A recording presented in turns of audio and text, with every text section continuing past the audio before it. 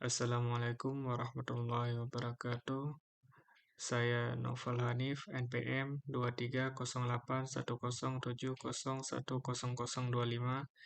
Baik, di sini saya akan menjelaskan laporan basis data dari tugas basis data dan judul transformasi ERD aplikasi pemesanan makanan online menjadi tabel basis data relasional. Pertamanya di sini ada tabel ERD dari aplikasi pemesanan makanan online. Dari ERD ini bisa dibuat ke dalam tabel basis data menggunakan MySQL di XAMPP. Kemudian ada pembuatan basis data. Tahap pertama adalah membuat basis datanya dengan menggunakan sintak create database, kemudian nama basis data yang ingin dibuat. Di sini nama basis datanya adalah APK pemesanan makanan, sehingga sintaknya menjadi create database APK pemesanan makanan. Kemudian basis data yang sudah dibuat tersebut dapat digunakan dengan menggunakan sintaks use APK pemesanan makanan. Kemudian tahap selanjutnya adalah pembuatan tabel. Pembuatan tabel dapat dilakukan dengan menggunakan sintak create table dan nama tabel. Di sini nama tabelnya adalah tabel yang pertama, yaitu tabel member. Create tabel member. Di dalam tabel member itu ada beberapa field. Yang pertama ada ID member sebagai primary key-nya, dan juga ada constraint auto increment. Kemudian ada field yang kedua, yaitu nama member, tipe datanya yaitu varchar, dan ini tidak boleh kosong, not null. Selanjutnya ada email, varchar, password varchar, nomor telepon varchar, alamat varchar, dan instansi varchar. Nah, di instansi ini tidak ada constraint not null, jadi bisa kosong karena tidak semua pelanggan berasal dari suatu instansi. Dan tampilan tabelnya adalah seperti ini.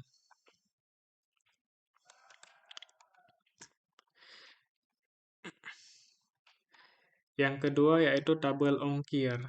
Nah, di tabel ongkir ini ada 3 field. Yang pertama adalah ID ongkir sebagai primary key-nya, tipe datanya adalah INT.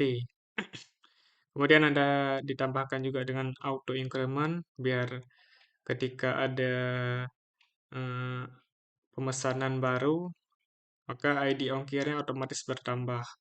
Kemudian field yang kedua yaitu provinsi, tipe datanya adalah varchar, dan ini tidak boleh kosong. Yang berikutnya adalah harga, tipe datanya adalah integer. Ini adalah tampilan dari tabelnya. Kemudian yang ketiga adalah tabel makanan. Pada tabel makanan ini ada beberapa field. Yang pertama adalah ID makanan, tipe data integer, dan ini sebagai primary key-nya. Dan ditambahkan juga dengan auto increment supaya otomatis bertambah ketika ada jenis makanan baru yang ditambahkan. Kemudian ada field nama makanan, tipe datanya varchar. Kemudian ada field foto makanan, tipe datanya blob. Nah, blob ini adalah tipe data yang bisa memuat gambar. Dan ini tidak boleh kosong. Kemudian ada harga makanan, tipe datanya integer. Kemudian ada berat makanan, tipe datanya varchar. Dan yang terakhir adalah deskripsi teks. Tipe datanya adalah teks. Nah, teks ini adalah sebuah tipe data yang bisa menampung string dengan jumlah yang besar.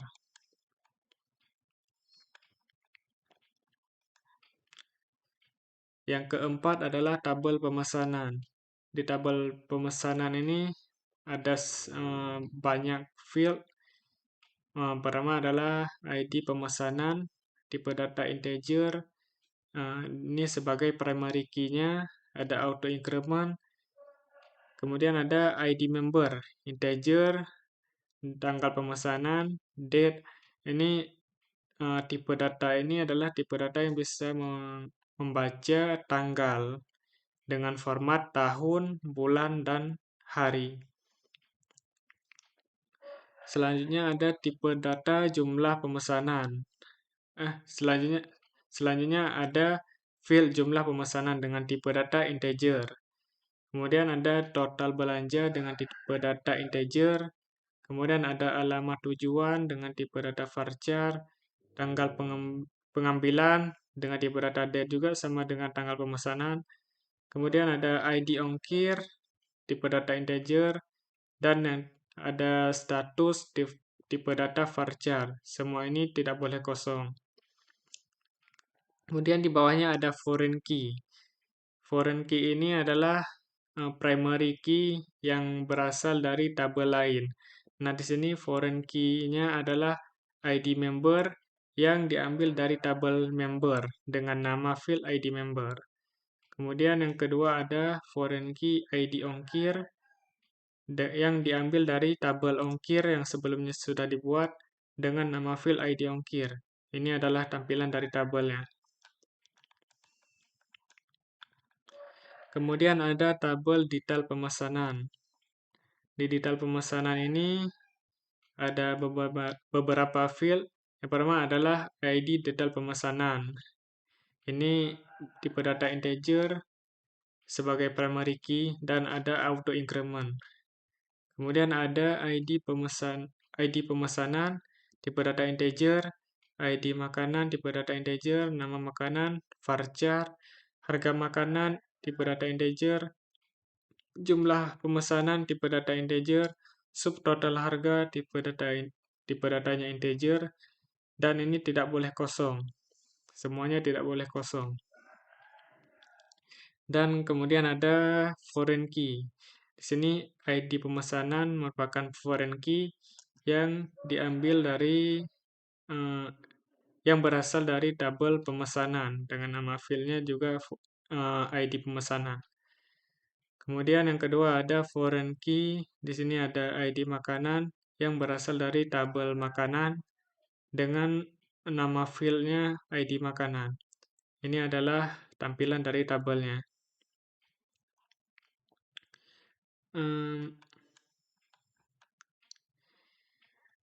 Jadi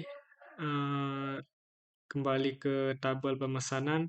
Di sini ada dua foreign key pada tabel pemesanan, sehingga tabel pemesanan ini berelasi dengan kardinalitas one to many dengan tabel member dan tabel ongkir. Sama halnya juga dengan tabel detail pemesanan yang berelasi dan kardinalitas one to many. Kemudian yang terakhir adalah tabel pembayaran. Di tabel pembayaran ini ada beberapa field. Yang pertama ada ID pembayaran, tipe datanya integer, ini sebagai primary key, dan ada auto increment. Kemudian ada ID pemesanan, tipe data integer, kemudian ada tanggal pembayaran, tipe data date, kemudian ada nominal pembayaran, tipe data integer, kemudian ada bukti pembayaran, tipe datanya blob, biar bisa menampung foto dari bukti pembayaran. Kemudian ada tipe data, kemudian ada field keterangan, tipe datanya varchar. Ini semua tidak boleh kosong, ada constraint not null. Kemudian ada yang terakhir foreign key dari ID pemesanan yang berasal dari tabel pemesanan dengan nama fieldnya ID pemesanan. Dan ini adalah tampilan dari tabel pembayaran. Baik, sekian dari presentasi saya tentang laporan basis data dengan judul Transformasi ERD Aplikasi Pemesanan Makanan Online menjadi Tabel Basis Data Relasional. Assalamualaikum warahmatullahi wabarakatuh.